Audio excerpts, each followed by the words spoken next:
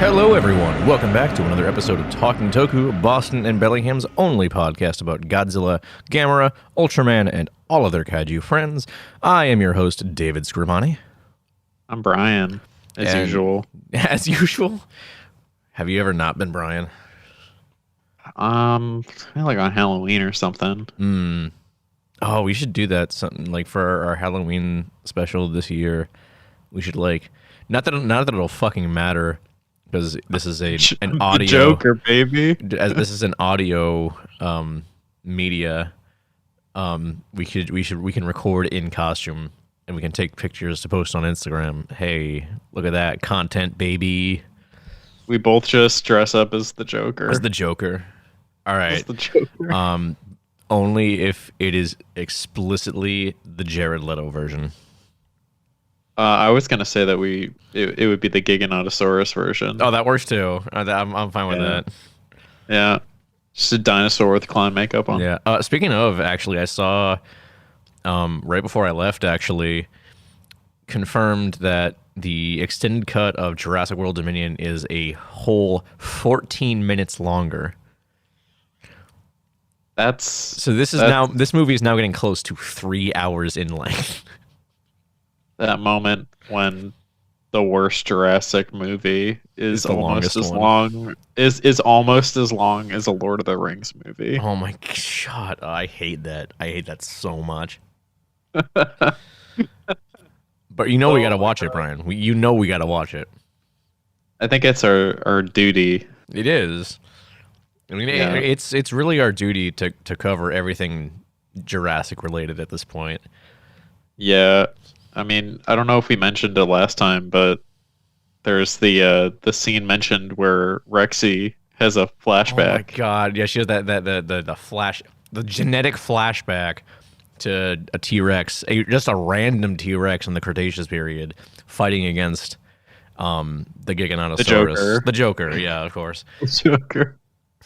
So, this got me thinking now. So you know how there are multiple species, living and extinct, that are named after pop culture things. We have Gojirasaurus. Do you think we can get one named after the Joker? Well, I think one of us would probably need to get into the field of paleontology or something. I mean, when I was a kid, before I discovered Godzilla and I wanted to be a suit actor, I used to want to be a paleontologist because that's how much I love dinosaurs. Well, I mean, so be a paleontologist. You find a new dinosaur fossil, and you're like, hey, it's the Gojirasaurus. The Jokersaurus, because the Gojirasaurus the Jokersaurus. Jokerasaurus. That has a better ring to it. What was Joker's name in the Joker movie? What was his actual name? Is it like Arthur Fleck? I think that's what it was, Arthur Fleck. You just make it like a variation of that, Arthur Flecknauticus. Arthur Flecknauticus. That's not bad. That's oh not my bad god, it's so cringe. Oh my god. I hate how we live in such a stupid world that now people maybe it's mainly just us, but we associate the Joker with Jurassic. Yeah, no, that's 100% us. Like, I don't think they're now inexplicably linked until the end of time. Yeah, and you can thank Colin Trevorrow for that, for comparing the Giga to the Joker. He should be put on trial for war crimes, gonna be honest with you. Oh my god. We're gonna get canceled for this, Brian. I don't care. There's more pressing things to worry about. Hey, speaking of getting canceled, do you see people are trying to cancel Metallica? That's ever worked before. Yeah, I guess dumb, stupid people on TikTok are like, hey, all you people who like Metallica because of Stranger Things, actually, they're very problematic. They did all this bad stuff 40 years ago, so they're terrible people and should go to hell or whatever. Oh, man. I see TikTok's taken after Twitter now. Yeah, right. I mean, I don't, Metallica, like their music's is pretty good, but they're kind of shitty with the how they treat like the legal system, but Mhm.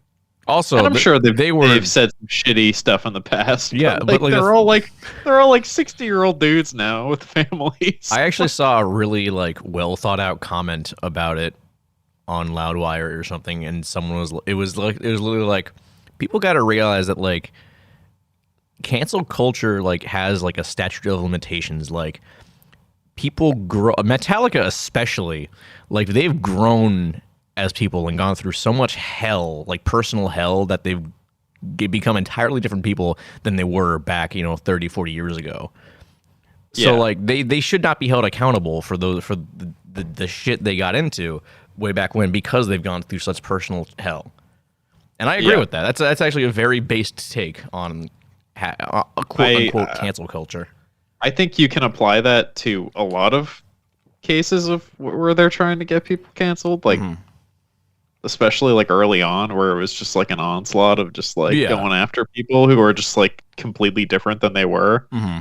And honestly, the best way to like I know this is completely off topic from this podcast in general, but the best way to combat it is just be like, yeah, I was a different person then, and I said some stupid shit, and there's literally nothing they can do Yeah. to disprove that unless you They don't have a are fucking still time machine and can unless go back unless to the you're 80s. still like a closeted bad person where people can actually find current shit on you. Mhm. Like that's a golden ticket fucking out of that shit. Like But that if has you be absolutely like, I was dumb. That's like absolutely not Metallica though. Like they seem like really, James especially seems like a great dude. They all Yeah. do.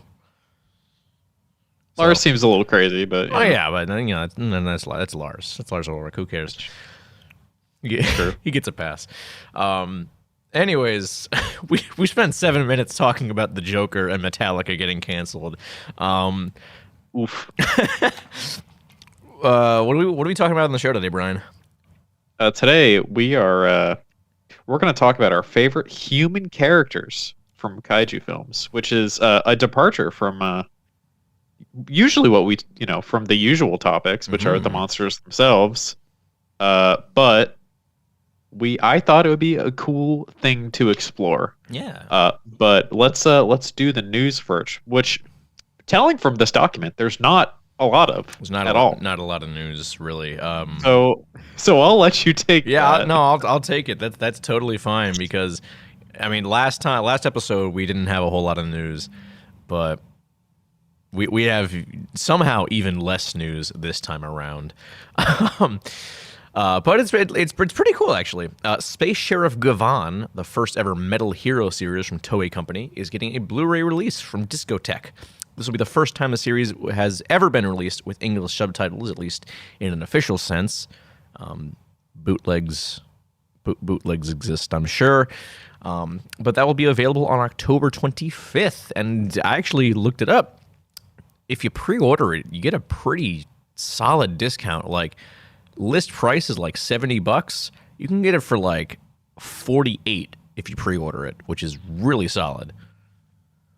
Pretty good. I don't know much about Metal Hero as a franchise, but I know it's one of those things like Sentai, where like they used footage of that to create something different in the States. Like I know one of the Metal Hero shows was repurposed into I gotta double check what it's called just so I don't screw this up. Yeah. Oh yeah. The hit TV show Big Bad Beetleborgs from the 90s from Saban. Excuse me? Big Bad Beetleborgs, Brian. You don't remember That's Big one Bad hell of a Beetleborgs? No, I don't. Oh, it's well, a hell of a name. Your loss. Yeah, that I was. I don't think Gavan was used for anything, but yeah, I mean, it's still pretty cool that we're actually getting some Metal Hero stuff here in the States, and with them with Discotek doing that at least, and whoever it is getting into releasing Kamen Rider stuff it's a good time to be a tokusatsu guy, I think. Mm. So yeah, that's pretty much all the news we got for the week. For this, it's been 2 weeks, and that's the only thing of news we've gotten. Actually, something came out today earlier. Tsuburaya has plans. They've officially said they have plans to release Shin Ultraman in other countries, but nothing like super concrete. They gave a list of like other Asian countries, and they said they have plans to also release it in North and South America, but they didn't give like any, time frame for that. So I didn't like put that in there. Like I'm mentioning it now, but it's not. There wasn't like anything like super concrete. But yeah, 37 Asian countries are also getting Shin Ultraman, and then North and South America, and then one other continent. I can't remember what it was, but point is, Shin Ultraman is getting international distribution, which is nice. Okay, well that's pretty cool. I'm excited about that. Yeah, we'll finally be able to see it. Yeah, and I've been watching the original Ultraman, so yeah, you haven't mentioned it on the show yet, have you? No, because I started watching it after recording the last one. Well, so we'll get more into that during our last segment of the show. The what new cool kaiju thing have you been checking out? Yeah, so we'll get into that later. Speaking of checking things out, Robert, our social media man, was supposed to get on here and talk about the fact that he watched the original 1961 Mothra, but he's failed me. I don't know. He told me yesterday he was going to watch it tonight, being Monday night, because, hey, we're recording a day late. Ooh, look at that. Some behind-the-scenes lore for Talking Toku. We're recording late today, this week. And then I said, oh, if you do watch it tonight, you can come on the show tomorrow and you can talk about it. And he's like, I'm busy tomorrow night. I'm like, wow, bad social media, man. And he said, hey, man, sorry I have a life. My God. And that's the last thing I heard from him. I have no idea if he ever actually ended up watching it last night. I imagine he would have said as much, but, Yeah, but he probably didn't. That's the bummer. Probably not. Oh well. Maybe next time. Maybe the next episode we have, we'll get Robert back on and talk about Mothra. Quite possibly. Yeah. I think that's all I have to add before we get into the main topic. Do you have any dumb internet shit you gotta talk about? I was thinking of that, and I'm racking my brain, and I don't think so. I feel like there was something recently, but I can't remember what it was. Well, I remember that originally what this episode was going to be was you going on talking about how, or expanding on your rant from last episode about how correct Gamera shouldn't be changed, but yeah, and now we were going to talk about how a Shin Gamera could be done in this day and age, but yeah, we also figured. I mean, a big part about that was that like you haven't actually seen most of the Showa Gamera films. Yeah. So. Yep. So I swooped in and I was like, hey, let's talk about something positive instead. Yeah. And you know what? We need a little positivity on Talking Toku. We're always so negative about things. I mean, negativity is funny. It is funny, but like, how many times do we trash on shit and just laugh at it? We never talk about things that are cool and good. I mean, we had a good time talking about the Sea Beast. That is true. We did have a good time talking about the Sea Beast.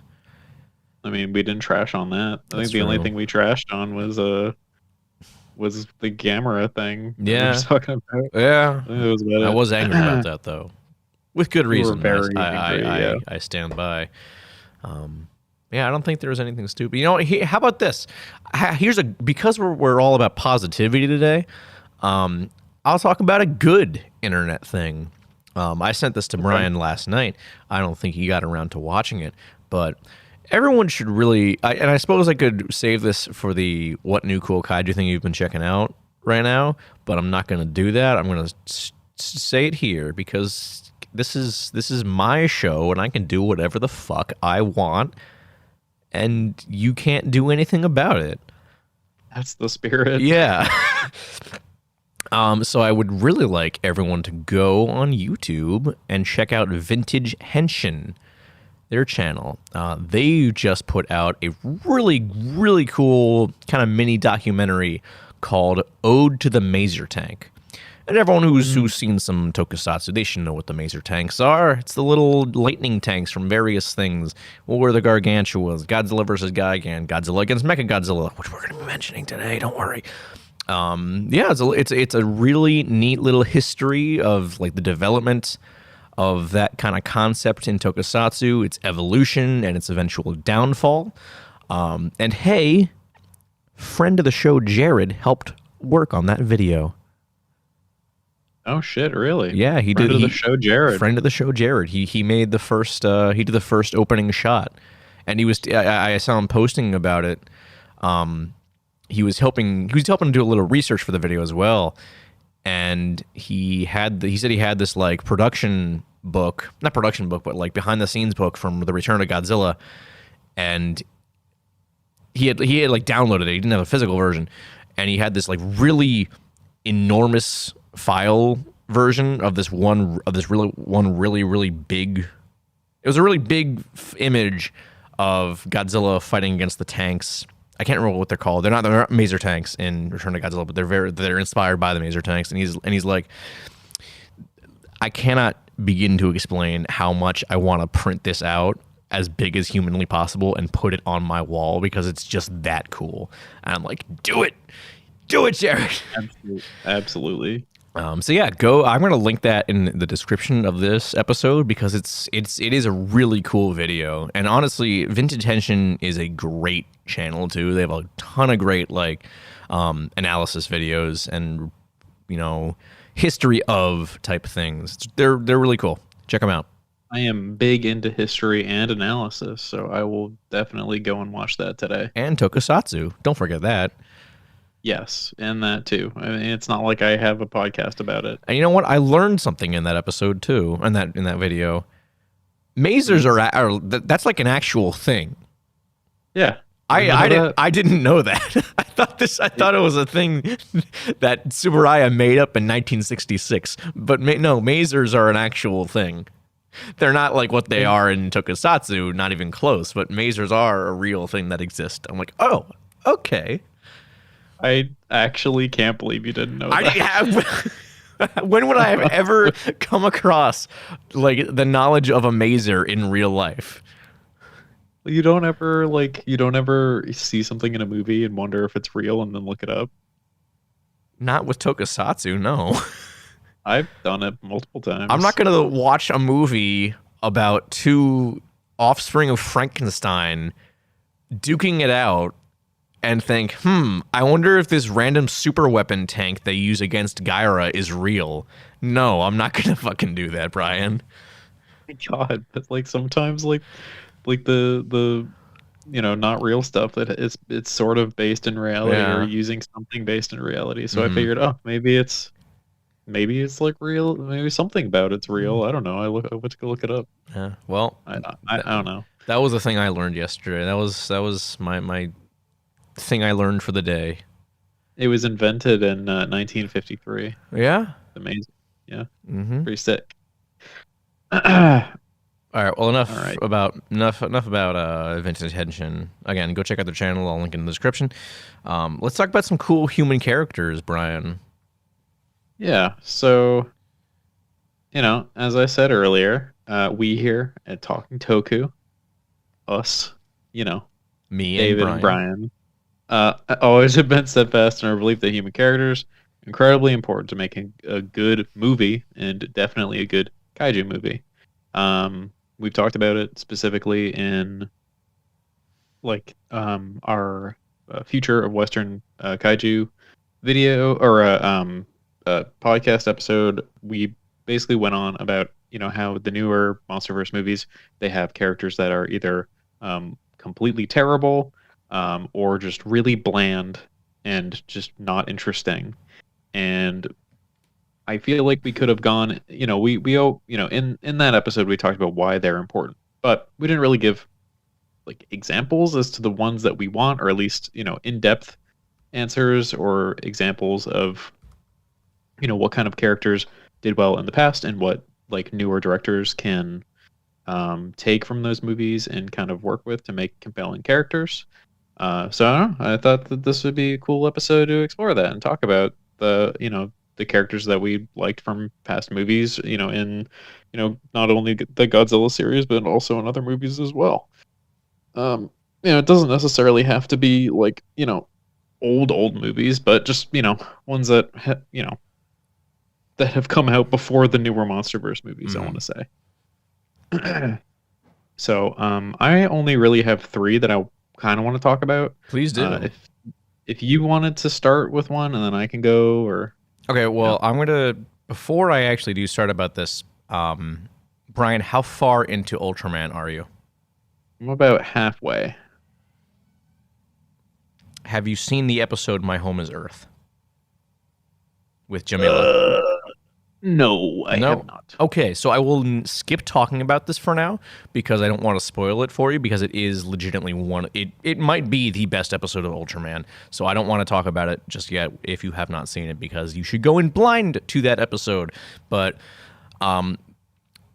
I will just say this: My Home Is Earth is a very character-focused episode, and it is one of the most tragic things in tokusatsu storytelling. I think it's very dark, it's very sad, and it's just Akio Tsuchisoji. Mwah. Incredible director. That's all I'm going to say about My Home Is Earth because I want Brian to go into it blind. Okay. So I'll let you pick up now. You can do yours. You'll let me go. Yeah, okay. I'll let you go. Okay. Well, probably the safest one for me, and this may be due to some serious nostalgia glasses. Mm-hmm. But I really, really love the family dynamic in Godzilla 2000. Okay. Ever since I first saw that movie, I thought that the main characters. You get the names. Shinoda and Io. I think they're really good leads. I just think that their dynamic is great. How Io is just this little kid, no mom, but she like runs the fucking show, and her dad is just kind of there, just doing whatever. And I just think that dynamic is really good and compelling, and I think that the English dub is the best, and it's just like the English acting is really good. Like I am like attached to those characters whenever I watch it. Mm. And I think that what's the name of the reporter again? I forgot her name. Is it Yuki? I think it's Yuki. Yeah. Yuki, so she comes in just like following them as the reporter. Everyone's seen Godzilla 2000, but I think that adding her to their group and them just sticking together, watching this whole thing go down, I think their dynamic in that movie is so good. Kind of, Yuki kind of stepping in as like a parental figure, but not really like a mom, just kind of like a caretaker, I guess. And and then on top of that, you have Shinoda's whole deal where he's dealing with people he used to work with, and all of the issues that come with having been associated with people who are now not good and are definitely bad guys, Mm-hmm. but still deciding to work with them. Because you're interested in something and you have your own goals, yet you are basically forced to work with people that you don't want to associate with anymore. And I think that whole dynamic and that story, apart from all the Godzilla shit, is just really cool. Like, it's really human. Like, people have to work with people that they don't like. There is, it's very human to realize that you worked with people that are bad now, or were bad then, maybe not now, or the opposite. It's just, I thought it was really cool. I don't know. I mean, it's a safe one for me. What do you think? I mean, I think that dynamic is kind of the strongest part of Godzilla 2000, honestly, because I mean, when you get right down to it, the overarching plot of the film is it's pretty bare bones. It's it's a kind of generic. It's not very like complex. Yeah, It's very it's a very simplistic. generic alien invasion plot. It's a fun like take on it because with tying it into Y2K, which you don't really get in the American dub, unfortunately. But it's overall it's kind of just whatever. But Yeah. I think that human dynamic between everyone really is kind of the strongest part, but especially with Shinoda and Io and Yuki. Especially because I think they're the linchpin of the story, to be quite for honest. sure. I think they're the way they interact with each other and how they drive their plot forward. I think that's more interesting than just watching, Godzilla and Orga have a Yeah. showdown. I, Like it was, when I first watched the movie, there's stakes in the movie where you genuinely worry for the characters, especially with the whole building, yeah. blowing up and shit. Hmm. And the fact that I still care about it to this day, I think says something about that, about those characters. Yeah. And the best part is that like they have arcs. Yuki at the start of the film, like she's kind of just annoyed to be there. Like she doesn't really it doesn't it's not that she dislikes Shona and Io. She just kind of is there, I and like to she's work like, alone. yeah, exactly. Maybe not that. She it seems like she'd rather be working with like literally anyone else. Oh, And that's fair. definitely helped by like Io being kind of a smartass, and like Shinoda just Yeah. kind of like letting her be a smartass because like she's that age when she's a smartass, and he's just like, whatever, man, I can't do anything about it. I'm her dad. She's not gonna listen to Yeah. me. um, but yeah, I like that over the course of the film, Yuki comes to like really care for Shinoda and Io, and that all comes to a head when like Shinoda's in the building when as they're going to destroy it, trying to destroy the Millennium UFO, and Yuki kind of they're telling her to stop because the building's going to blow up, and she's like, I don't care, I'm going, I got to save this dude. And when they think Shinoda's dead, like Yuki goes and comforts Io because they both think he's dead, and then he bamboozles them by rising up out of the floor grates. Yeah. A very horror movie looking shot. It is. I always remember that. His fingers come up from the Yeah, grates. it is a cool shot. I mean, honestly, like human characters aside, the cinematography in Godzilla 2000 is very, very good, I will say. We're sure every time we've watched it in the same room, like we've always remarked on how good some of the shots it's really well directed, I'll say, and that it's a whole other thing. Like that's not what that's obviously not what we're talking about today. But Godzilla 2000 is a very gorgeous looking film.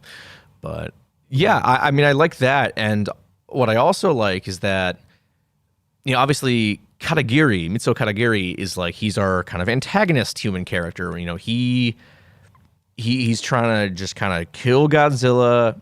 He doesn't really care what happens to anyone else. And then his partner Miyasaka,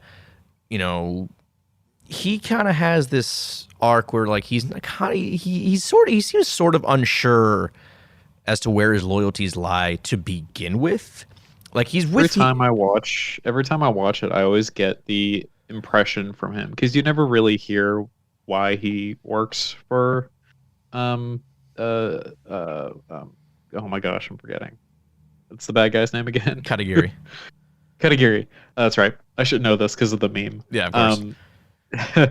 But like I always kind of take it as like he still works for Katagiri because working for Katagiri gives him resources. Yeah, for sure. Because like the whole thing with Shinoda is that he has limited resources to work with because now he's running a company essentially out of his basement with his daughter and like his, I don't know who the other guy was that he calls in that one scene. I'm gonna say probably his cousin or something. I don't remember. His brother or something.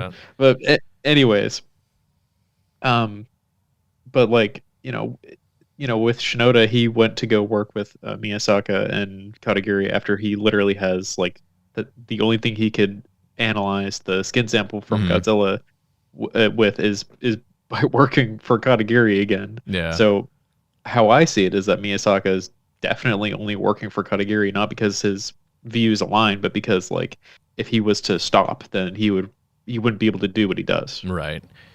And that is that I feel like that's kind of the turning point for Miyazaki's arc, where like he and Shinoda are analyzing the skin cells, and they discover the organizer G1, and they're like both kind of fascinated. Like, they it seems like they're kind of like they're college kids again. They're good. They're back in that sort of era when they were all good friends, and Yeah. I think that's kind of the turning point.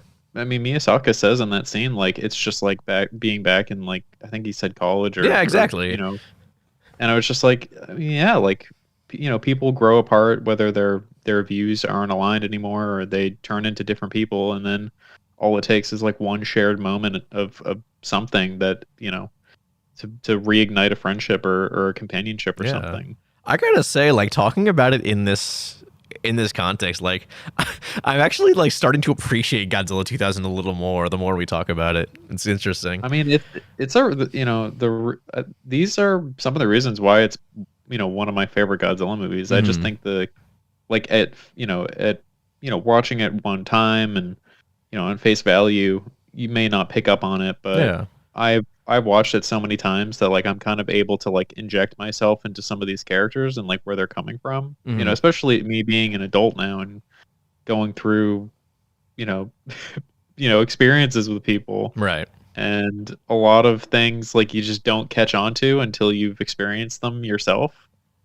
Like there's people that I've just kind of grown apart from, but every once in a while if I ever talk to them, we start talking about something that gets us both excited, Yeah. and that ignites a friendship again. And that's kind of the same thing going on with Shinoda and Miyazaki, even though it's not the same. Like they get excited over a legitimate scientific discovery, but it's like the same kind of deal. And they used to be friends, and now through their shared admiration and love of science, they're now friends or acquaintances again. Yeah. Yeah. Yeah. I kind I of want to do. go home and watch Godzilla 2000 after this. I don't know. We'll see. You definitely should. Yeah. I definitely think that the strongest dynamic is still between Shinoda and Io. Oh, I just love absolutely. how they talk to each other, and honestly, I don't know if it's just a me thing or something, but I really like movies that have a where their characters are family. I think it's just I don't know. It's weird. When it's done well, I just think that it's some of the best character Yeah. I dynamics, mean, especially if it's like an unconventional family setting. the Like they don't thing with that the is mother's out of the like, picture, yeah, so the thing with that is like a lot of movies have the trope where it's like, absentee father. yeah, That's a big trope in media in general, and yeah, that's not even close to being the case with this film. Like, Shinoda is as present in Io's life as he possibly could be, and he's a good father. He's a very good father. He can be, not strict or overbearing, but like he can be stern when he needs to be. But like yeah. he's mostly content to just let Io do her thing and become her own become her own person. Become herself. But and even it's even more so. It's sometimes like the other way around, because like there's that scene early on where like Io has to like kind of berate him for not doing his job and cooking dinner. She's like, I Yeah. don't hear any shopping going on. He's like, oh yeah, okay, fine. That's like one of the scenes that sticks out to me the most. Yeah. Is it's just that like that picture into their family dynamic Mhm. outside of the whole monster hunting thing. Yeah, it's Like it's I really think cool. And I also really appreciate, one of the things that pisses me off a lot, not just in kaiju movies, but in cinema in general, is a lot of the times the depiction of kids is just obnoxious. Hmm. Either you have them just be like absolutely stupid, clueless shells of humans, or you have them be like like way too smart, but I feel Yeah. like Io is a really good mixture of still being a kid, but also being like really, like she's smart and she generally knows what she's doing and she has goals. Yeah. And I think that's a much more realistic depiction of a child. I mean, to be fair, like the reasoning for all that being in the case is that She had to like, grow up without a mom. well, no, but I was talking about the fact that like the reason kids were so prevalent in kaiju media is that like at a certain point, kids were the target audience. So you know, yeah, I that's why know you get that. something like All Monsters Attack or Gamera versus Virus. You know, that's because kids are the main audience watching these films and shows. Like that's why there were so many like, you know, really smart, capable child characters. That's the reason for it. And thankfully we've moved. I mean, not necessarily thankfully. You can still I still appreciate a lot of those. I mean, Gamera versus Virus. We'll talk about it at some point on the show, I'm sure. It's a stupid movie, but I adore it with all of my heart because it's like just the right amount of stupid. It's hard to explain without like having someone else to have seen it, but it's wild, man. Gamera versus Virus. It's Well, hilarious. it's on the list. It's on the list. I don't even know if I'd consider it bad. It's It's on just the whiteboard. it. We'll talk about it. We'll talk about it in the future. Don't worry. But that's the reason because a lot of kids watch these movies and shows. That's why pretty much every Showa Ultraman series they always have like a little kid side character.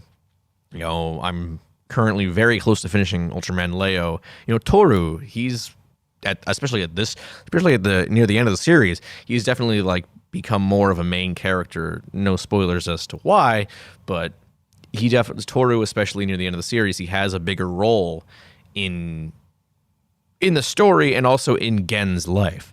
But that's just because children like those shows. You know, at the end of the day, most kaiju media is for kids. It's their children's programming. You know, It's true.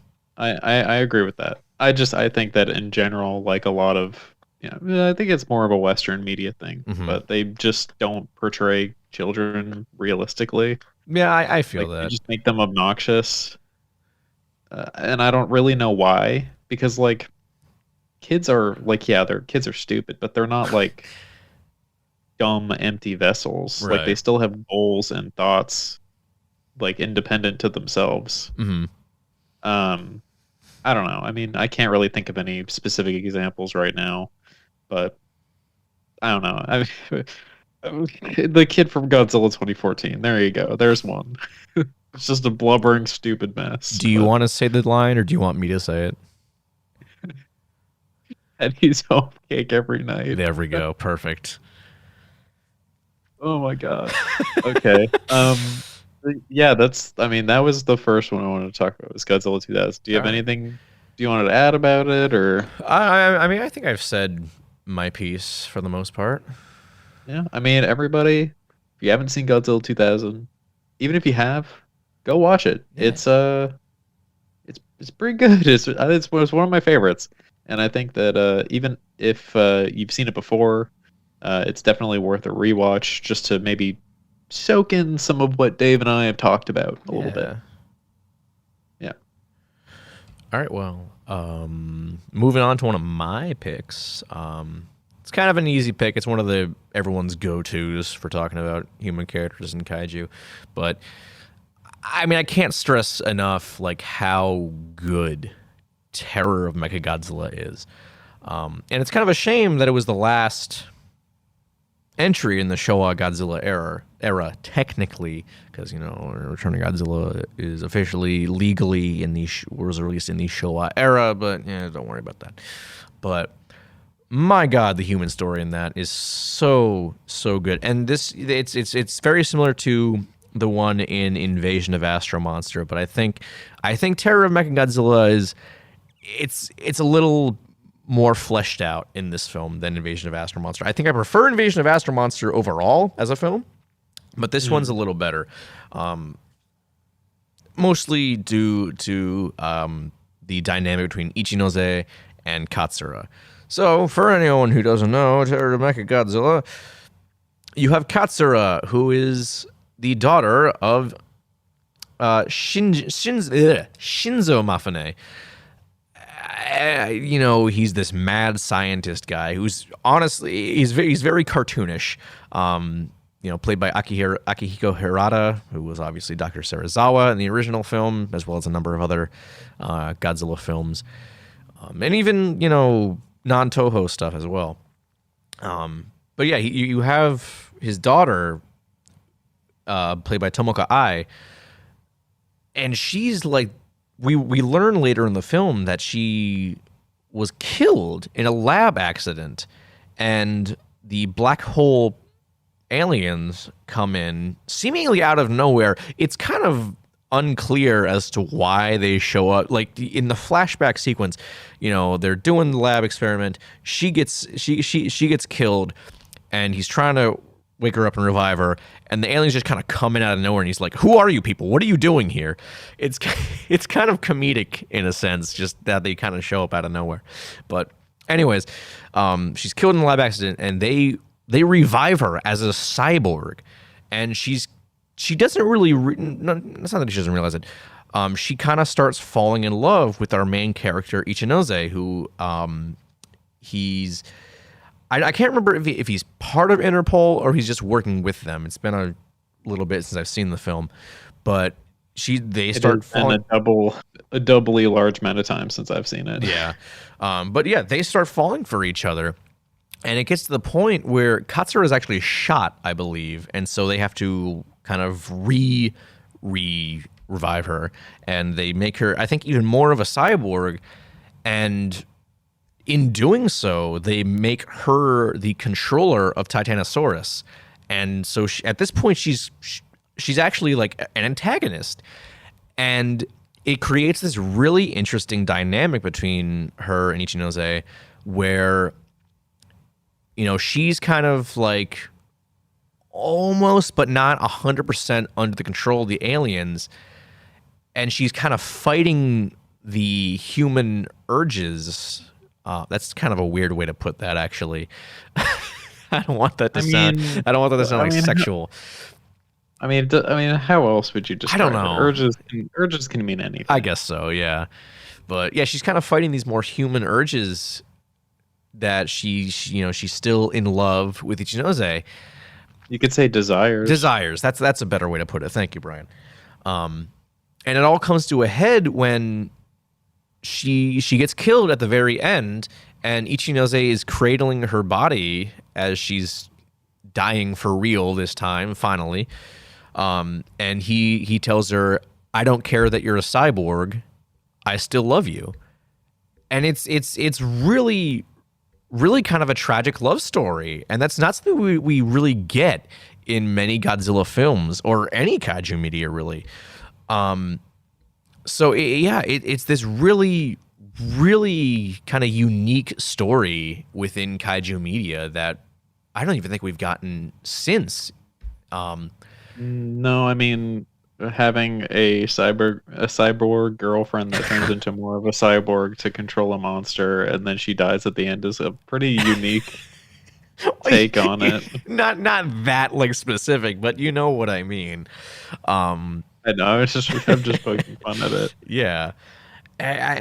Unfortunately, like, Ichinose kind of gets the short end of the stick. He doesn't get a happy ending, because at this point, the aliens are defeated for good this time, and Katsura's still gone. Like, he doesn't get to live happily ever after with her.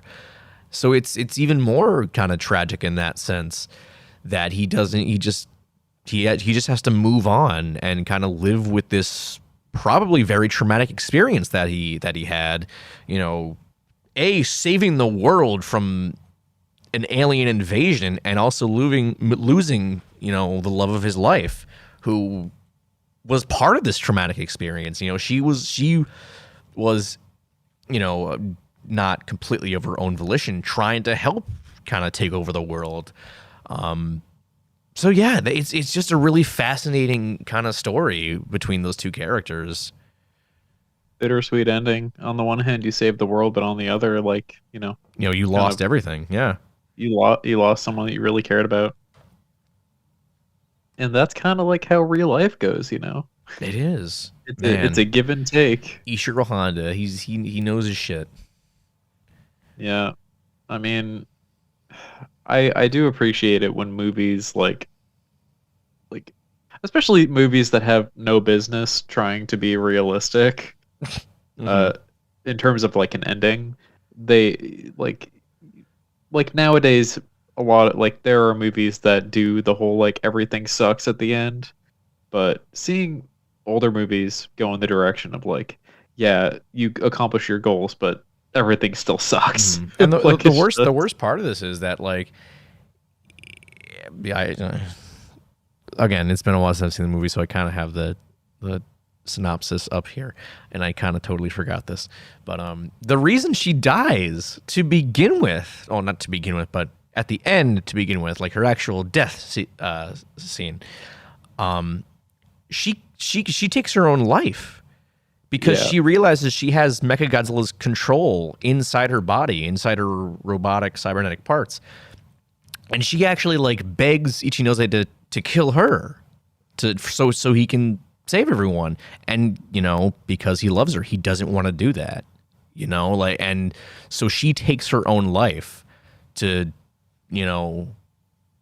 finally letting the human part of her, whatever's left of her human soul, kind of, this is her last act as a human, as a living being. And so it's even more tragic in that sense that not only did Ichinose lose everything, it was also her actions that led to him losing everything. Yeah.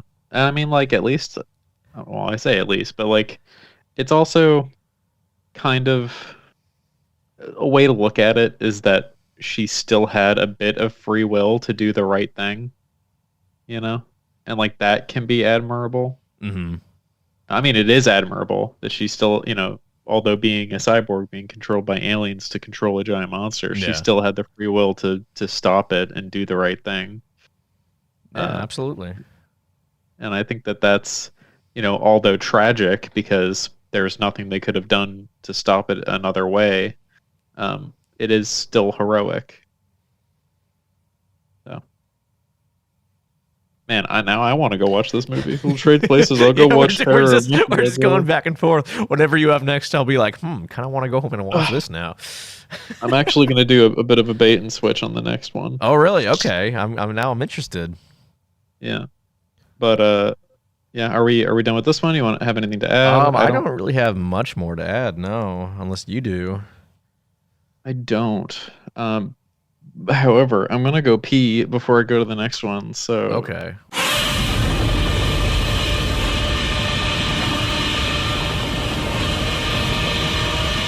I'm back. Oh, you're back. Oh, okay. What were you rambling about? I was talking about Ultraman Orb and their cast of characters, but I realized I don't really remember a whole lot about the characters themselves, and I remember more so about them, just like their group dynamic rather than the individual characters. Okay. I mean, Yeah. honestly, like I feel like group dynamics in themselves can be more interesting than the characters, That's like true. individually. Well, So, just to like, give you a quick rundown of it, I know you haven't seen much Ultraman so far, but like, you know how it's always like a big governmental group, the yes. SSSP, Gut Select, et cetera, et cetera. Uh-huh. In Ultraman Orb, so like the group, there is a group in Ultraman Orb, but they're called the Something Search People. Okay.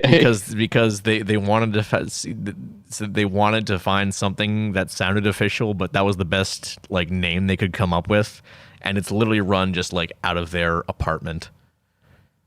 I like it. They're not like official by any means. Like they're just I think they're that's literally always, just a bunch of college kids. I think that's always way more interesting. I think seeing people try to do big things with Yeah. less resources is always really endearing to Yeah, I mean watch. that's why I loved Ultraman Orb so much, because like they were literally just you and I could have been members of the something search people, Brian. Oh, we should. We should Yeah, be that. yeah, but that's I'm what the I was. West Coast branch. You're the East Coast branch. But yeah, that's what I was talking about. So if you want to move on to Okay, yours, I do. all right, go for I it. actually mentioned it already. Did you? I want to talk about Godzilla 2014. Oh my god. Yeah. So this may be surprising because it is a MonsterVerse movie, Mm-hmm. and we have ragged on the MonsterVerse Yeah, movies. we But, went off earlier without we hate all the characters in the MonsterVerse. but You I lied, actually Brian. wanted. I did lie. I wanted to talk about Godzilla 2014 because I don't. Because while I think the characters overall are pretty bland, Mm. um, the Bryan Cranston's character is I, every time I've watched it, I see why they plastered him all over the marketing. Mm-hmm. Um, he is genuinely pretty great. And I know people have always made the case like, oh, if he was just in the movie would have been perfect. And while that is possibly true, I think that the scenes that he's in are really good. And I think he does a really good job. I think that the beginning of the movie, with him losing his wife, is genuinely emotional. It sells it for me. Um, I don't know. I mean, I want to talk about it because, like, I think it's worth going back and looking at these movies and actually appreciating when there is a good character. I'm going to be flat out. I don't really like any of the characters except Serizawa after this movie, bar But Brian, Kong Skull Island. what about Rick Stanton? I think is his name. No. What Mister? I can't remember any of the jokes he made. I don't want to talk about it. Okay. Anyways, I guess the major thing I wanted to talk about was I don't think that the characters and I did pick this specifically for Bryan Cranston, but the more I thought about it, the more I wanted to kind of talk about the characters in Godzilla 2014 because I see them get a lot of shit. And Dave and you and I have had this conversation a lot where you just don't like them because they kind of suck, which I agree with you. They are kind of bad. But I appreciate the fact that they are bad, but they're not necessarily unrealistic. I think that the fact that that the main character Ford is just an army guy and that is literally his excuse for being near the action, I think that that's a better reason than him just happening to be where the monsters are for no reason. I think that his wife being a nurse is a good reason for her being in the city still. The kid can go fuck itself. I don't care about the kid because it's played terribly. Why did you refer to him as an it? I don't know. Whatever. I just think that I think that there's something to be said about characters being functional instead of just being bad. I think Okay. they're functional characters. I think they suit the story as best they can. I don't think Gareth Edwards is very good at characterizing people. I don't really think that's his strong suit, but I think that he can make characters that are functional for the story he's telling. I mean, And I don't know. I think is the characters in Monsters are pretty well written. It's been a while since I've seen the movie, admittedly, but I seem to recall them being pretty well developed. I can't speak on that because I haven't seen Monsters in a really long time. But even Rogue One, which has nothing to do with kaiju, I didn't care about any of the characters in there, but I mean, realized that they're functional for the story they're in. I mean, Rogue One suffered some Justice League levels of reshoots under an entirely different director, so it's entirely possible that the original cut of the film had some really well written characters. And yeah, we're getting the Andor show in, I think, this month, so it might, kind of flesh out Cassian's character. But again, it's been 5 years since Rogue One came out, so that's kind of besides the point. Yeah, I mean, yeah, I see what you're saying. I don't know. My point being, even if it's not his strong suit, like in general, like I think that generally in Godzilla 2014, the characters that he put in the movie are not interesting or really fun to watch, but they are functional, and I think they are generally pretty good about allowing you to kind of put yourself in the shoes. They are bad. They are bad. Like, they are not fun to watch, but I think that they suit the story well. That's why this is bait and switch, because I'm talking about functional characters rather than good characters. Okay. Because I think there should be more of a distinction between bad, functional, and good. I don't think that there's there's a line in the middle where something is immediately bad after a certain point. I think that it's perfectly fine for a movie to have characters that are just good enough. And I think Godzilla 2014 is a good movie. I actually really like it. I know a lot of people poo-poo it because they're like, not enough Godzilla, whatever. Or like the characters are bad, or the situation's not, not interesting, which I think is ridiculous because it isn't interest. Like the movie for me is kind of like, this could be a weird comparison, but kind of like Dunkirk for me, where it's not a movie about people, it's a movie about a situation. And I think a lot of people can't wrap their heads around that, because we so often want to watch movies to watch characters or attach ourselves to characters, which, granted, that's what this episode is about characters. But I think that, it's possible to make a movie specifically about an event or a series of events, and have characters be stand-ins for, whatever, or to have characters be there so that specifically to put you in the shoes and have it be believable. I don't know. That's just me. I mean, but I kind of see.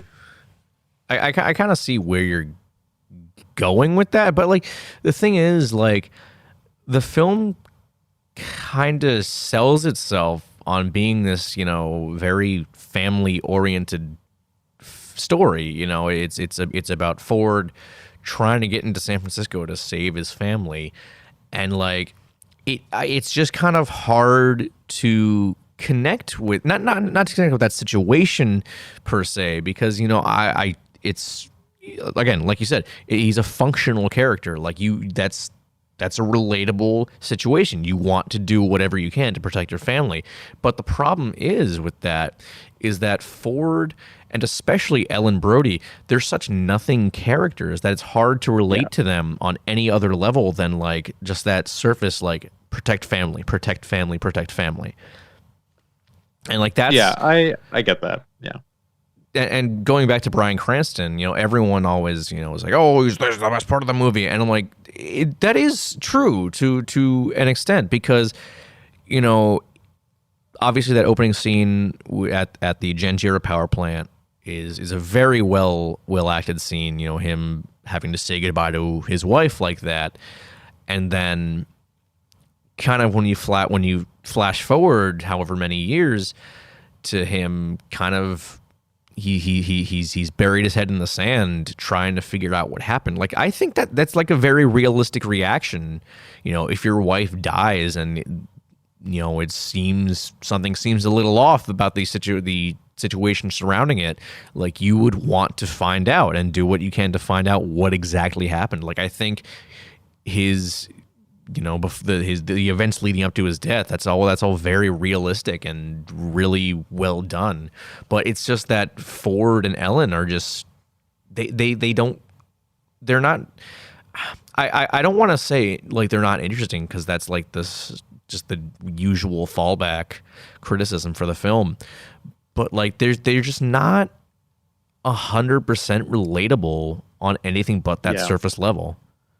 I think for me, and like, I do completely agree with you that they're not interesting characters, and they're not like strictly speaking good. Hmm. Um, but like, it is disappointing that you do point out that like it sets itself up to be like a family, like, like a family story where they're trying to connect back together. Hmm. And I think that is kind of set up in the beginning with the father and then trying to get back, like, because everything's going on and they're trying to get back together, and he just lost his dad, so he's going to save his wife and Yeah. kid, whatever. And I think that like it's just kind of like, because it started with Bryan Cranston in that pretty Yeah. great It opening, it it sets it itself up for failure a little bit in that it sense. it sabotaged itself Yeah. really hard. I think that if, and it really does suck that I have to say you have to do one or the other. Hmm. Uh,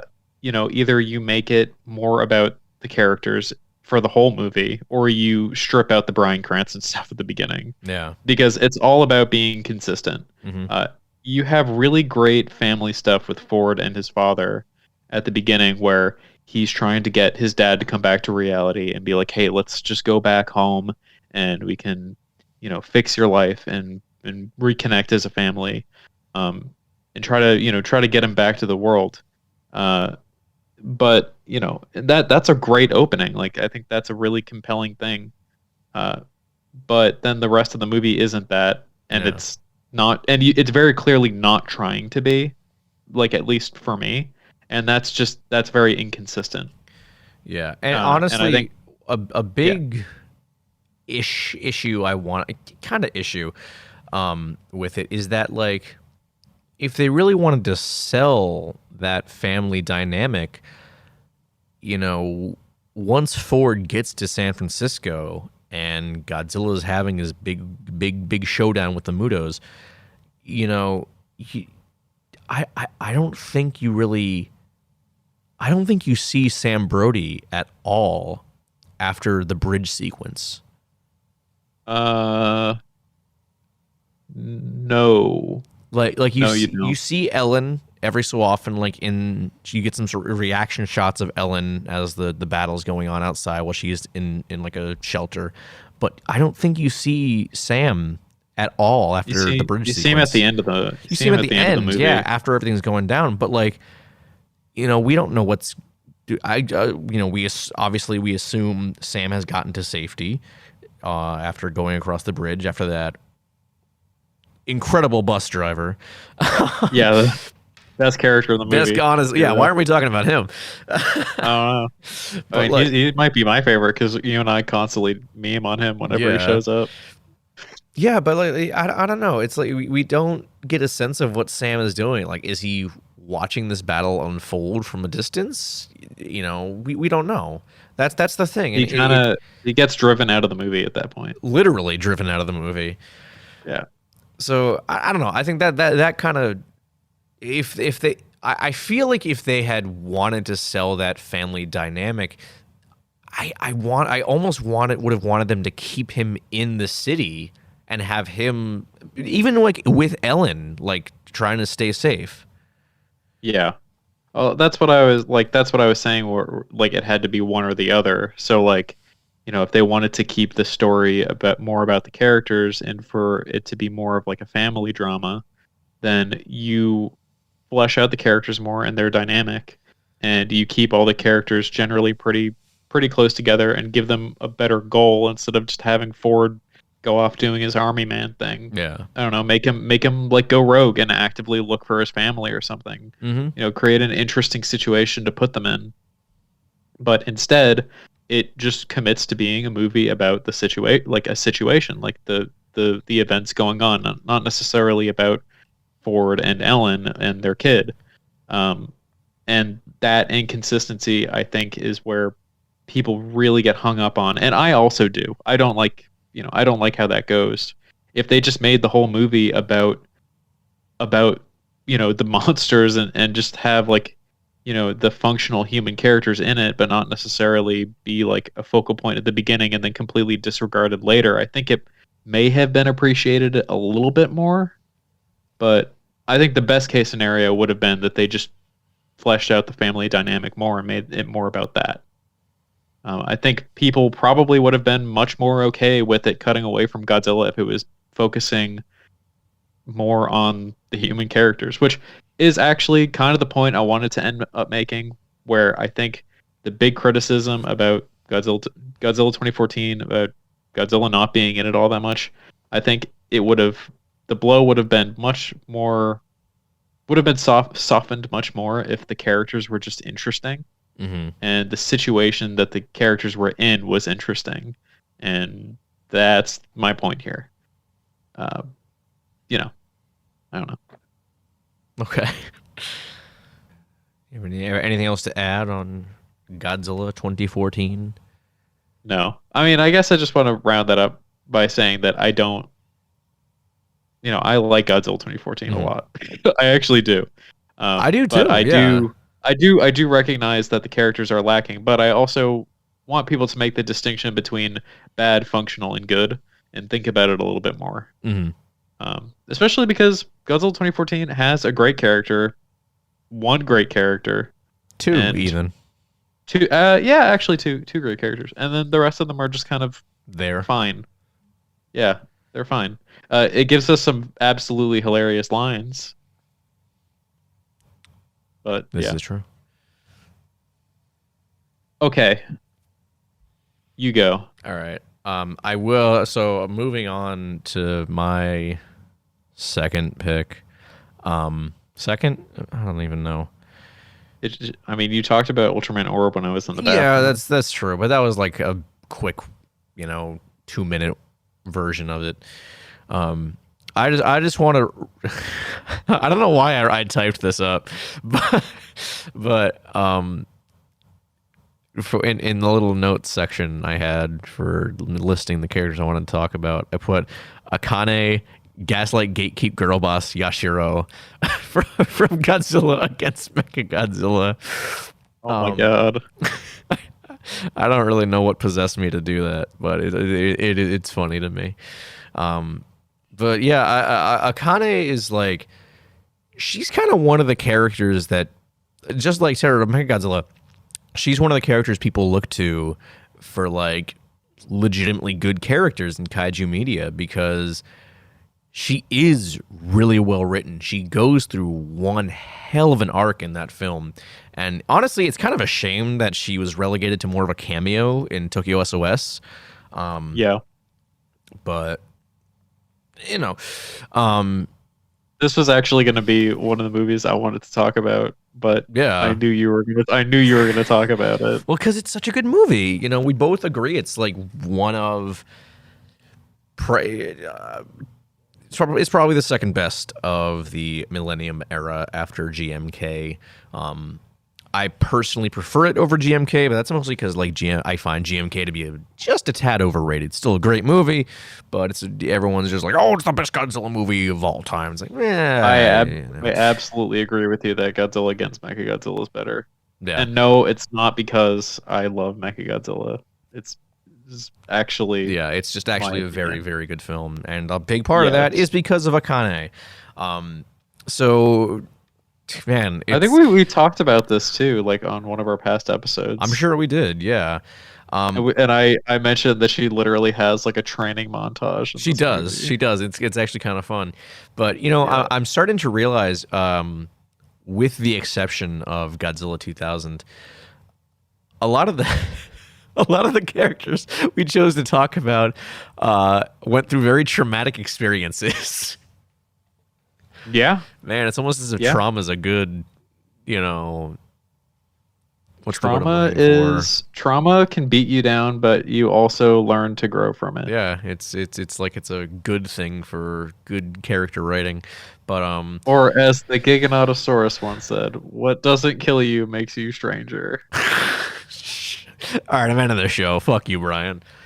All right. Anyways, so yeah, Akane goes through, right at the beginning of the film, she goes through a very traumatic experience. They're going after Godzilla. He's doing his Godzilla thing, wrecking shit Being up, a dick. being a dick, just generally. And they have the maser cannons. It's not really doing a whole lot, but Akane is like, hey, listen, man, I can do it. I am strong female character. I can do it. That's mean. I'm sorry. I mean, you say that, but she actually is strong female character. No, she is. She absolutely is. So she kind of angles the maser cannon up, shoots his eye. That pisses Godzilla off quite a bit. And she ends up getting like a good amount of her squad killed just because of her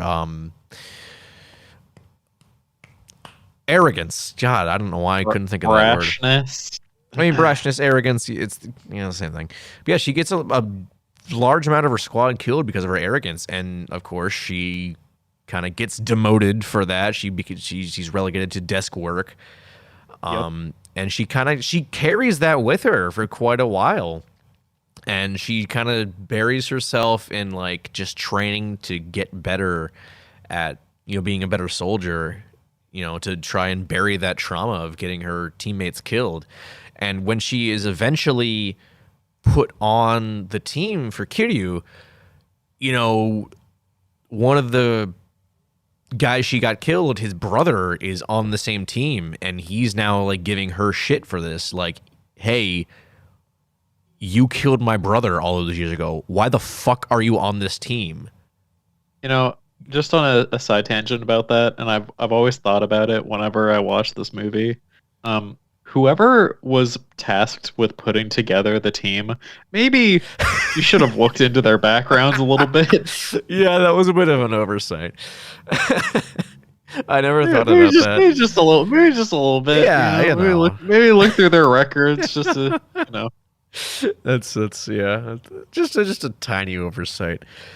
But yeah, so yeah, she has to deal with that, being ostracized by like most of her teammates, until of course, in the first battle, quote unquote, with Godzilla, because it's not really much of a battle because Kiryu ends up having PTSD and goes berserk.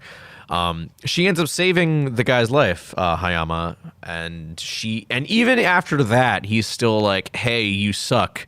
You killed my brother. You piece of shit." And then that kind of, at that point, the rest of the team is like kind of on her side, and then Hayama's like, "Oh, well, fuck me, I guess." But even then, like, oh god, what's the guy's name? Yuhara. Yuhara is one of our other main character. He's the scientist guy. He's like one of the main minds behind building Kiryu.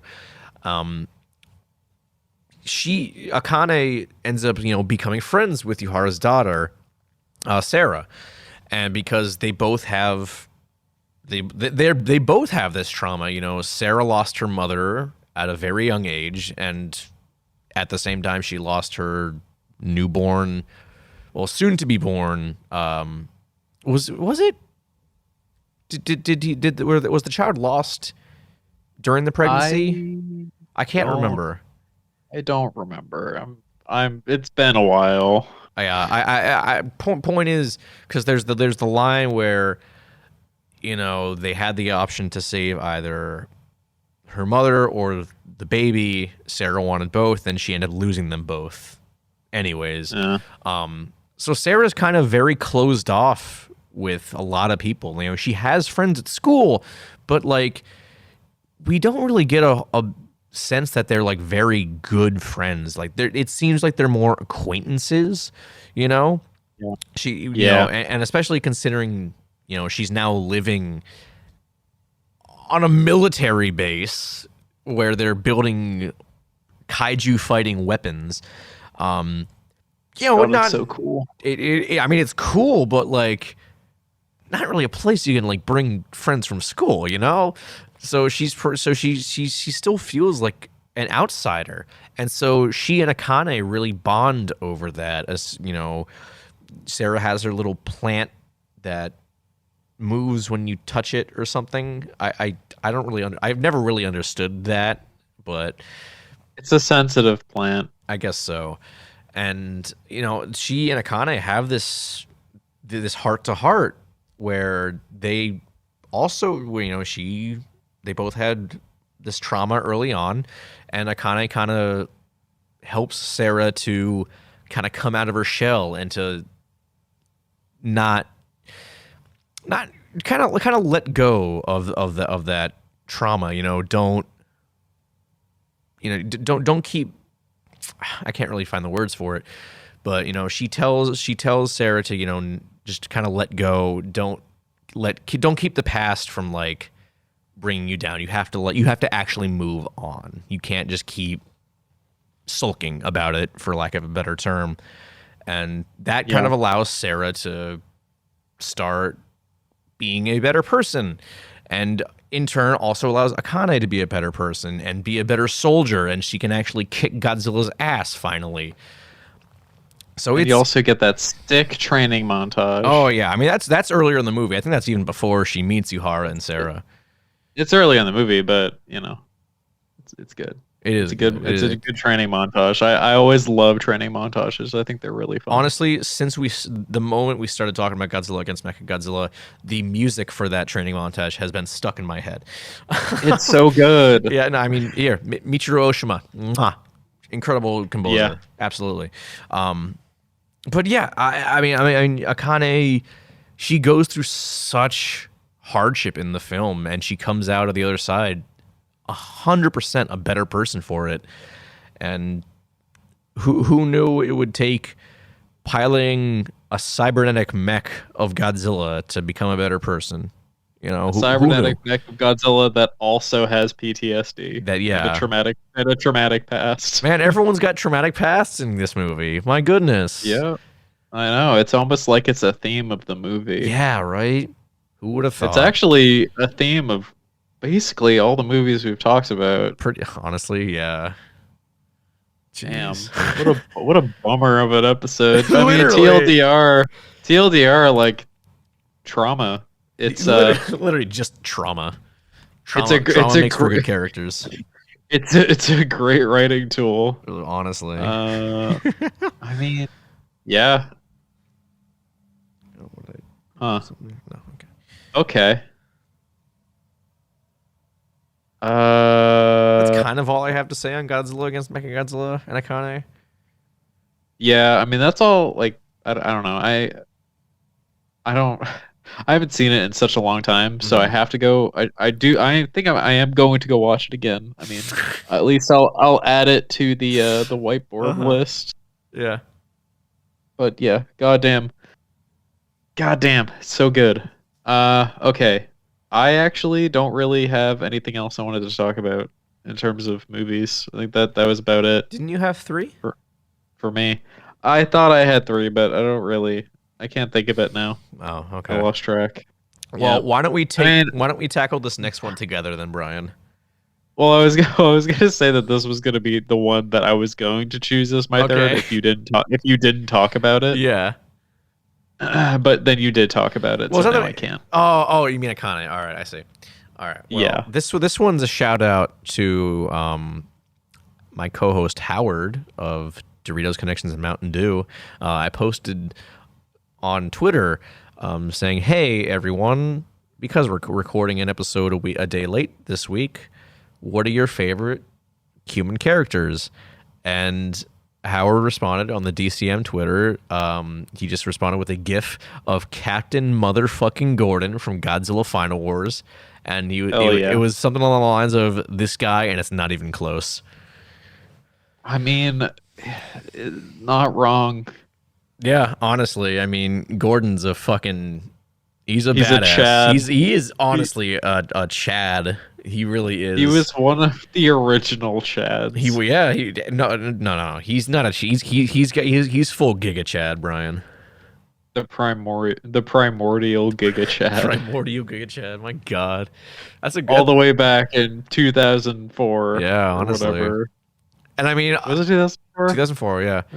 And honestly, like half of the reason is just because of Don Fry's portrayal of the character. Like, had they gotten anyone else, it probably wouldn't have been as cool.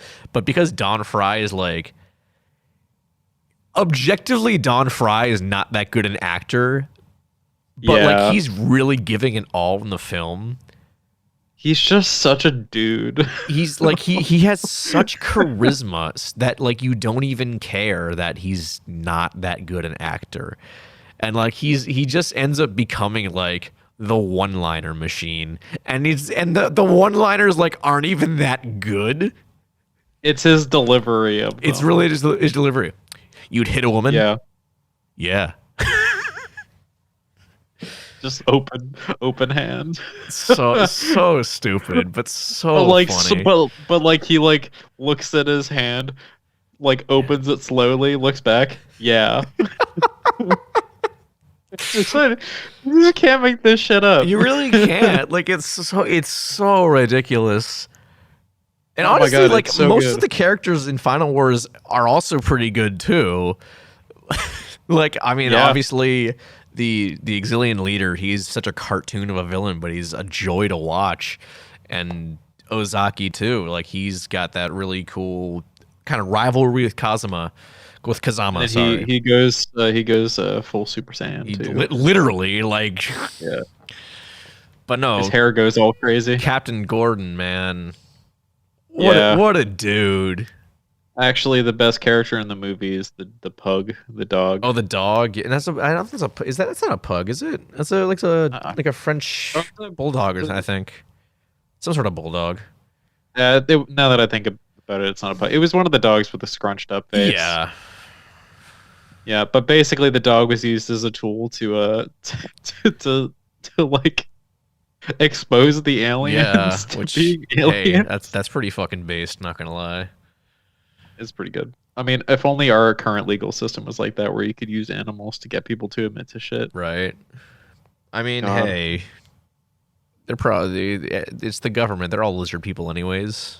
They probably Sure. are aliens. They'll just eat the dog. Literally. But yeah, Captain Gordon. I think every time I watch Final Wars, which for anyone who's listened, at least to the last 5 of these episodes, I watch Final Wars a lot. You really do. I almost think like Final Wars at this point might be the Godzilla movie you've watched the most.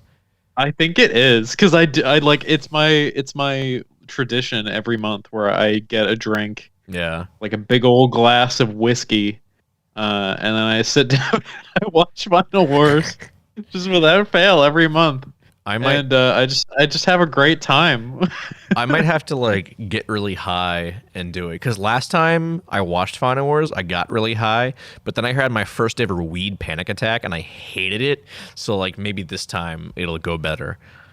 Why'd you have a weed panic attack? I don't know. It's a weed panic attack. They strike without warning, Brian. Did you like think about trauma? No. You just No, I did not think about trauma. I don't you remember what it was. Started thinking of Akane and how bad her life is, and you're like, oh my god, that's gonna be me. I'm gonna kill my teammates. Did anyone in Final Wars have any like really awful trauma happen to them? I can't remember.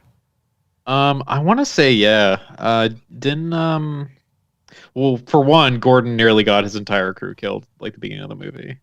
That's true, but that's almost. He didn't get anyone killed. I mean, come on, he basically did. They all survived though. They all survived, but he basically almost got them all melted in the middle too. Mm-hmm. Like that is a horrible way to go. But they didn't go. They didn't, but they were being melted inside of a fucking submarine. I guess. I don't know. That's that seems terrible. like the kind of thing like Anakin Skywalker would do and get away with. The only people who were fine, the only people who were fine were Gordon because he's the primordial Giga Chad and the literal superhuman. Yes, this is true. Everyone else was a sweaty, blubbering mess who was like literally on the ground. Yeah. All right, who else? The 2 dudes guarding Godzilla in the North Pole, they both died. That you should. But no one had like any like connection to them. Wait, actual genuine answer here. Okay. I know.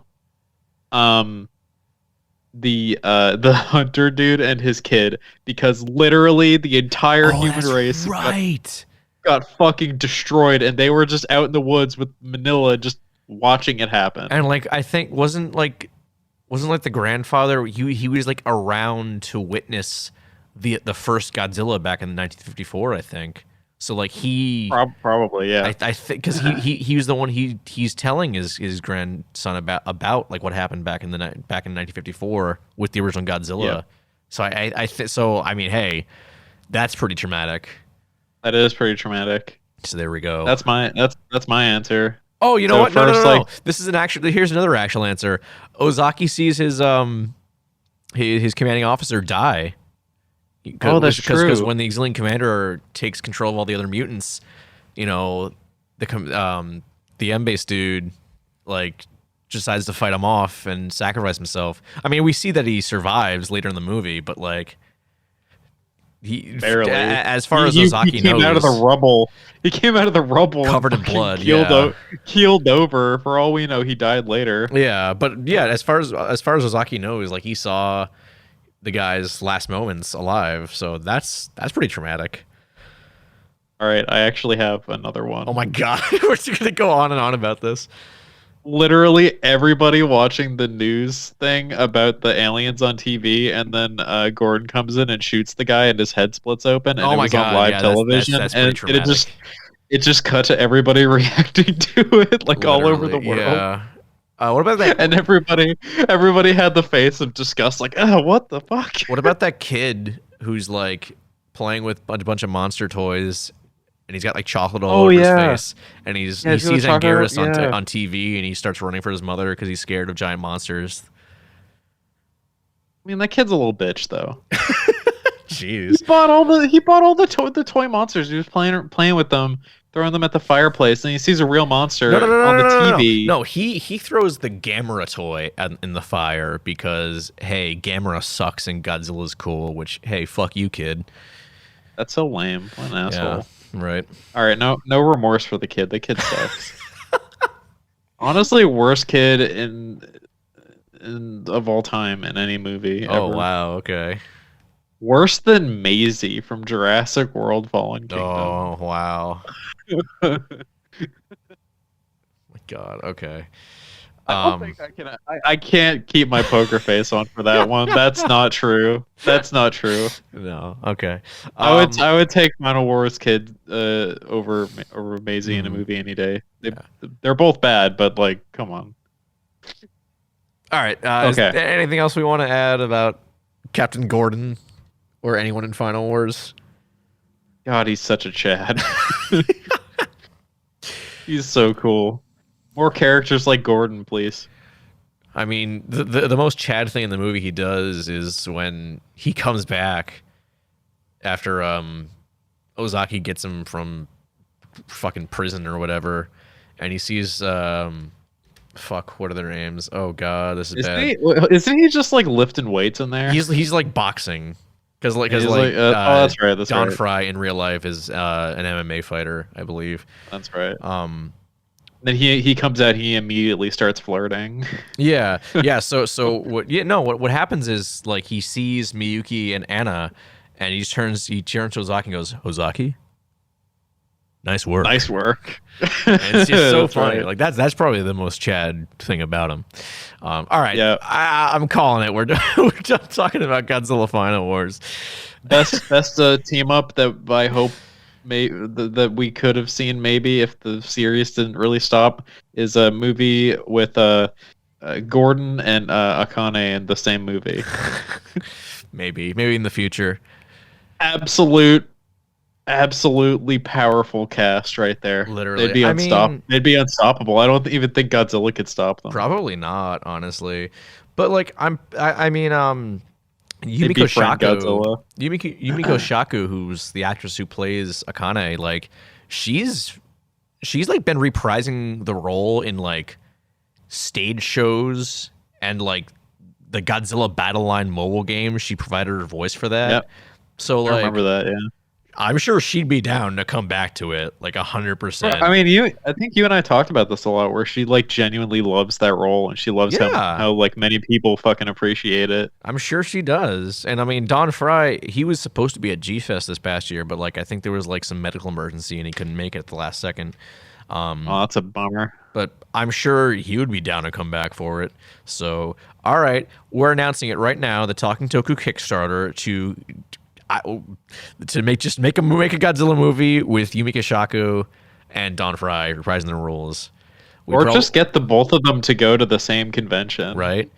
I mean, and then both of us would get in a picture with them. yeah. Oh, that'd be And then so we great. could give them free. We can give them free Talking Toku T-shirts. Yeah, those T-shirts that definitely don't exist, or definitely do. No, exist. they definitely do exist. Yeah, for sure. Absolutely. 100%. not- We're not lying to you. Why would we do that? Have we ever Yeah. lied to you? Never I've never told a lie in my life. I don't even know what a lie is. Yeah, right? How do you even spell it? LYE.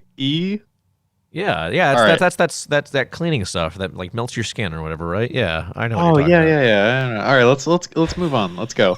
That's the top. I mean, yeah, God. that's the topic. Basically, human characters are important, Mhm. and anyone who says that they aren't, you're lying to yourself. Yeah. Then honestly, I'm 'Cause they sure are. in the future we could absolutely and probably will do a part 2 of this because there's so many options. I mean, I didn't even mention any of the characters in the Gamera trilogy, but I absolutely could have. I actually had that on my list, but we're already at an hour and a half and I don't want to keep talking. I don't want to make this a super long episode because it absolutely would be. Yeah. And also, it would be cool. I mean, someday if we get a large following, we can ask you guys what your favorite characters are. Exactly. And then we could do a part 2 where it's like a mix of ours or maybe just like some fan suggestions. Yeah. We can talk about those and whatever. But like I think it's a cool conversation because it's fun to talk about big monsters, but Mhm. big monsters tend not to be very complex. This is true. Humans are very complex because we are hairless apes with giant anxiety machines inside of our skulls. So, yeah, trauma. Yeah. Gotta love it. All right. Yeah, well, let's move on to our next segment, which is the you say it because you say it better than I do. The what new cool kaiju thing are you checking out right now? Yeah, when you say it, it flows better. Yeah. I can't. I mean, I'm the one who came up with the name, so It's that's probably why. true, and the super long acronym. Oh, that you came up no, again, I wanted to make the most ridiculous acronym I could possibly come up with, and that's why it's like that. And Oh, it still God, works as an acronym. It's Wink Takecorn. It's disgusting. I know it is, and that's why it is what it is because it's disgusting. All right. Well, the new thing I've been checking out is Ultraman, the original. It's good. I think I'm on episode 15. So I'm not halfway through, but I am pretty far in. Yeah, I would say so. You're definitely getting there. Yeah, the next episode I'm on has the Baltons in it, which is great because I love them very much. I did want to talk about one thing. That's the fact that episode 7, the Blue Stone of Baradi, there is the lady in that who can like read people's minds or whatever. But she's like very pretty, and literally my first thought was it would be absolute hell if you were an attractive woman and you could read everybody's mind. I feel like I'd rather die. You know what? On that note, for the Bluestone of Barati, back on the main topic of this episode, I fucking hate that particular episode because it's the one that's most indicative of how they treat Hiroko Sakurai in this series, because she's in Ultra Q as Yuriko Edogawa, and then she is in Ultraman as Akiko Fuji. And obviously Yuriko in Ultra Q, she's a really cool character. Gets a lot to do in that show as she's one of the main characters. But in this show, especially this episode, she is given absolutely nothing to do, and she is just there because she is a female character, and they wanted to fill it. Barely in it. Yeah, like, and it's like that for like a lot of the show, but like, oh, that's a bummer because I was hoping that she'd be like in it more. she is, but like, she isn't given a whole lot to do, and the Bluestone of Virati is like the one that like made me notice like, oh, they're not utilizing her at all in this show. What the fuck?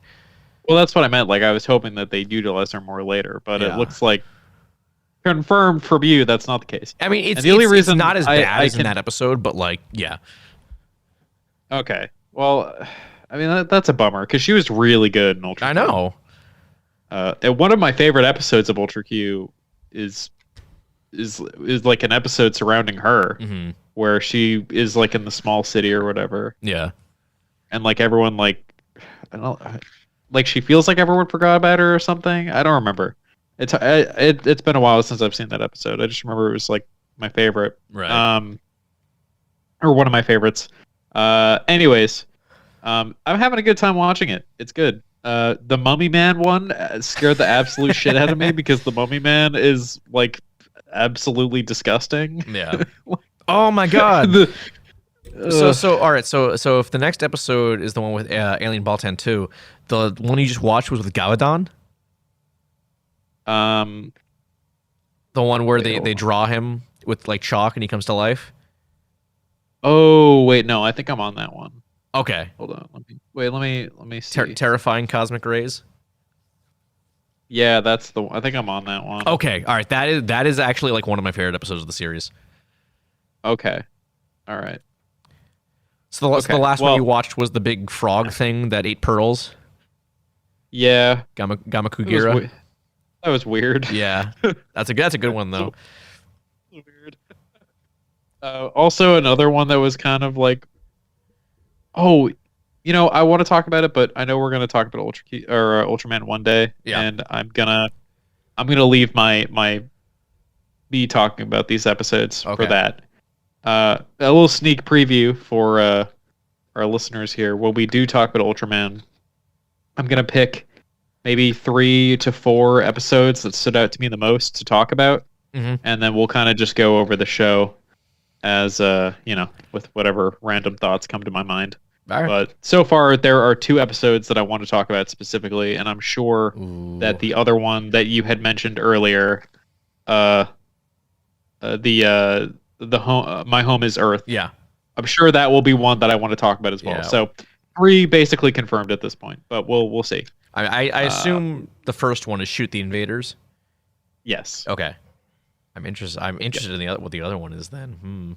I mean, I can tell you, but I could leave it as a mystery too. I'm gonna guess. I'm gonna give you two guesses.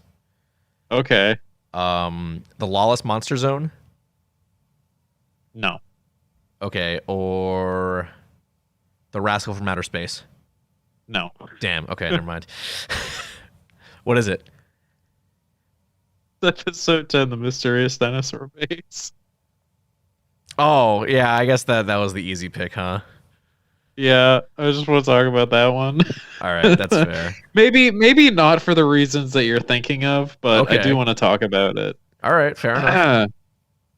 And then the other thing that I watched, which this is not really kaiju, but I watched Prey. Oh my god, Prey's so good, guys. Please go watch it. Prey is really good. It's not like, I mean, I guess you could really stretch it and say that's a kaiju movie, but man, it's just a monster movie. It is so good. It is right up there with the original Predator for me. Yeah. I mean, I never really, like, I know people, like, they have, like, a huge love for the original Predator, and I was never really one of those people. Like, I love it. Like, I love the original, don't get me wrong. Oh, I've always been. But I've never been, like, super attached to it. But I stand by that the original Predator is the quintessential 80s action film. I adore that movie so much. What, not The Last Action Hero, Dave? No, I think that's a 90s movie. Oh, that is a 90s movie. Yeah, I think that was like 90, 91 maybe. Well, close enough. Whatever. It's near the 80s. It's close. 93 80s is even. God damn it. Same All director right. Well, though. if you round down, You round down. Okay. round down. Okay. But anyways, it's like right up there for me. It's Prey is so good. Yeah. It's just absolute. Talk about great characters too. Hmm. The characters in the movie are just for how little they speak in general. Like, there's really not a whole lot of talking. Yeah. But man, it's just so good. It's so It good. is. And the best It's part is so good. both Jesse Ventura and Bill Duke have given the film like their thumbs up. Like they both really liked it. So that's two cast members of the original Predator who have given it their blessing. So you know what? If that's not enough, I haven't seen anybody give this movie a thumbs down. Like literally every single review I've seen has been positive. the lowest I've seen, and this is on Letterboxd from I can't remember his name, but it's Armand White. it's Cosmic Monster, the musical artist.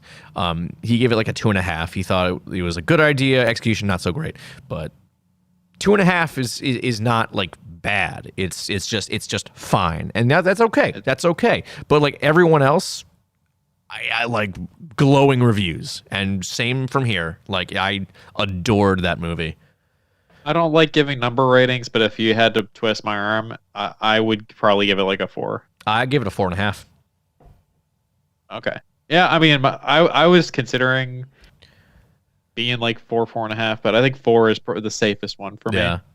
The only things that like hung me up a little bit on it was some of the effects were a bit spotty. That's been a big criticism I've seen from a lot of people, like the animals especially.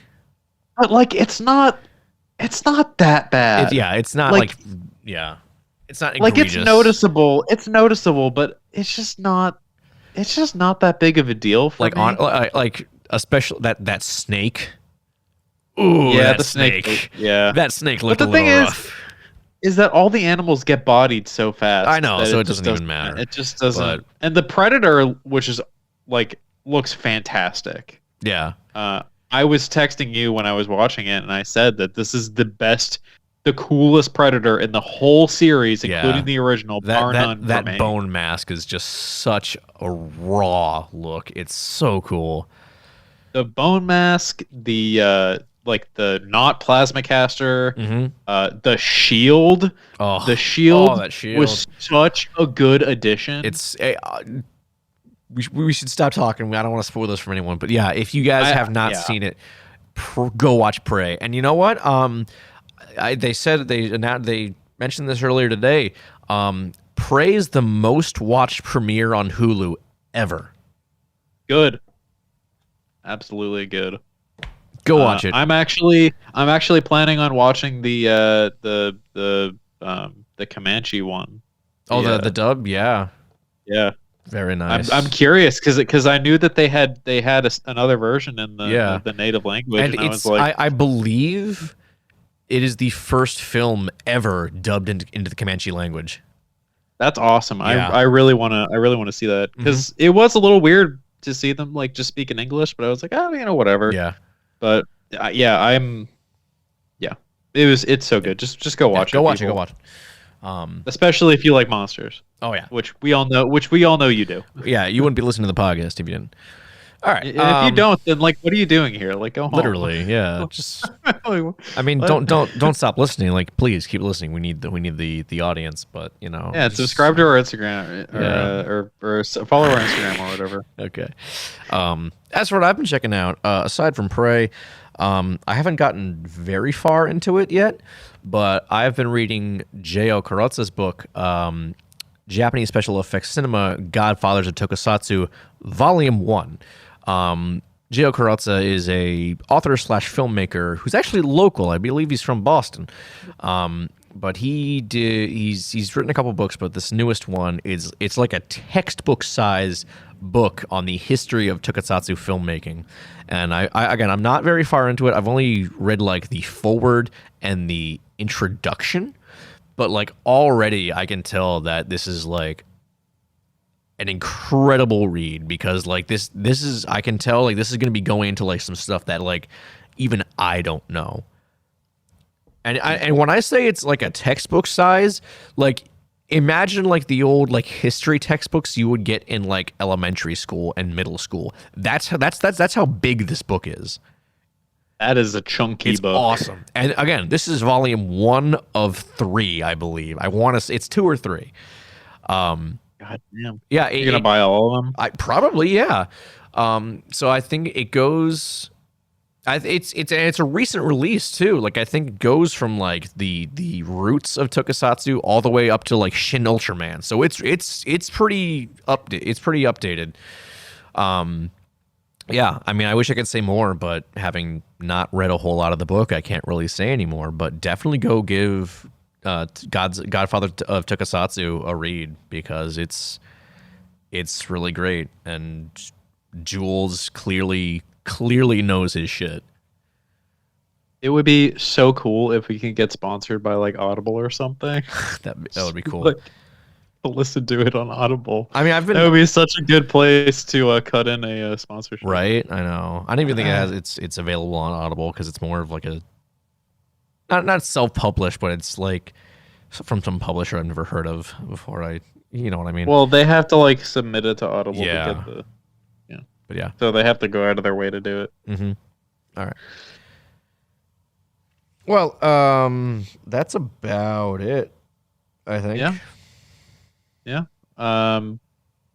Well, I mean, let us know what your favorite human characters are. Yeah, please. And let us know what new cool kaiju thing you've been checking out. Yeah. And you can do that on our social media pages. Yeah. What are they, Dave? Well, we're on Facebook and Twitter and Instagram and YouTube, even though I haven't touched the YouTube since creating it. But those are all at Talking Toku, so feel free to go check us out there. Hopefully, I'm gonna hope probably within the next week or so I'll be putting the backlog of episodes up on YouTube. Okay. So you have those interns working overtime, Dave? Well, I need to download the backlog because when they got new computers here, I think I lost the initial files, but I can still download them from the website that I uploaded them to. I can just re-download the files and get them through there. So I have access to them. I just haven't gotten them yet. So then they'll need to make video files out of those audio files and et cetera, et cetera. But yeah, hopefully within the next week, I'll start getting those backlogs up on YouTube. But yeah, feel free to check us out at any of those socials. Once again, that's at Talking Toku. Yep. Don't you forget it. Yeah, exactly. There's only one.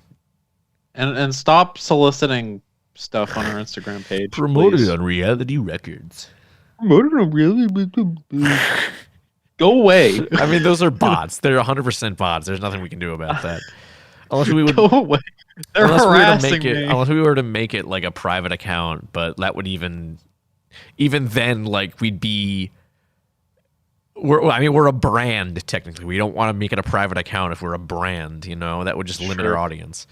So, You know what I just thought of? what? And this is very not having to do with anything, but bots are basically the Jehovah's Witnesses of the internet.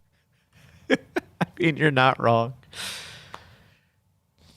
All right, well that's my my big brain right. moment. That's a good way note to end the episode on, I think. Yeah. But yeah, go check us out socials at Talking Toku, everything. Yes. Yeah.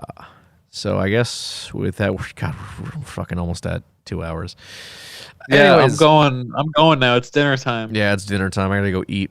All right. Well, without further ado, this has been Talking Toku. I have been your host, David. Brian. And we'll still. All right, that's good to know. At least you haven't No changed. changes. No changes yet. Cross your fingers. All All right. We'll wait for my metamorphosis. All right. Well, we'll see you guys next time. I don't know what the hell we're gonna do, but probably a review of something. The extended cut of Jurassic World Oh Dominion. my god. That'd be funny. All right. We'll see you guys later. Okay, bye bye.